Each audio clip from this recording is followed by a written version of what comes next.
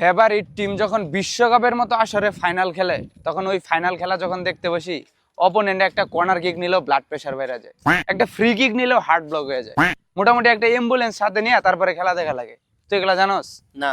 তুই জানবি কেমন? তুই তোর ফেভারিট টিমের ফাইনাল খেলা দেওয়াস নাই কখনো? মামা ফেসবুকে এই লেখাটা পোস্ট করবো ভাবতেছি, দেখতো। কি দেখি? জন্মের পরে 4টা বিশ্বকাপ দেখলাম, তার মধ্যে 3টাতেই প্রিয় দলের ফাইনাল। কি কেমন দিলাম, সেই না? হ্যাঁ সেই, কিন্তু তুই এটা আমারে দেখাইতেছিস কেন? ও তোরে দেখাইতেছি গা, তুই তো ব্রাজিলের সাপোর্টার। জন্মের পরে তো এগুলো দেখোস নাই, ভুলে গেছিলাম।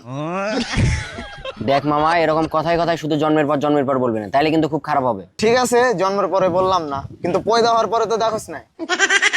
পয়দা হওয়ার পর বিশ্বকাপ জিতা কি, ফাইনাল কি, নিজের দলের সেমিফাইনালও তো দেখোস নাই। সেমিফাইনাল দেখিনি মানে? 2014 সালে যে ঘরের মাঠে সেমিফাইনাল খেলাম, তখন তুই কোন পাগলা গারদে ছিলি? হ্যাঁ, ঐতিহাসিক 7 আপ তো তখনই খাইছিলি। সহজ নয় বিশ্বকাপে রাইভালদের ফাইনাল দেখা, সহজ নয়। যেমন সহজ নয় ঘরের মাঠে সেমিফাইনালে 7 গোল খেয়ে বিশ্বকাপ থেকে বিদায় নিয়ে বৃষ্টি স্নাত সন্ধ্যায় মারাকানায় 1 কাপ চা। কি সমস্যা তোর মামা? তোরা ফাইনাল খেলবি খেল, আমাদের সাথে এমন করতেছিস কেন? দেখি মামা একটু উঠতো, রেজন একটু দাঁড়াতো, একটু উঠ দাঁড়া। ধ্যাৎ, সর, দাঁড়াতে হবে কেন? না মানে মামা পুরা কেমন গন্ধ বেরিয়েছে, এজন্য তোদের পিছনটা একটু দেখতে চাইতেছিলাম। দেখি। এ ভাইস্তে দাঁড়াও, তোমার নাম রেজওয়ান না?